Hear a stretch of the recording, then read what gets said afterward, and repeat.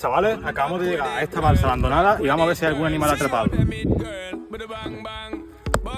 Vimos un lagarto bético meterse en este agujero. Lamentablemente era demasiado profundo y no pudimos sacarlo de la balsa.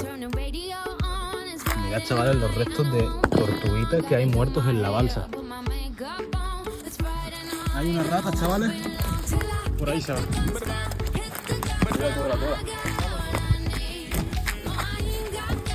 Aquí la tengo. Sí.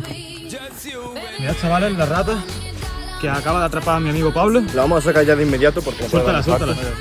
impacto. Otra rata, chavales. Graba.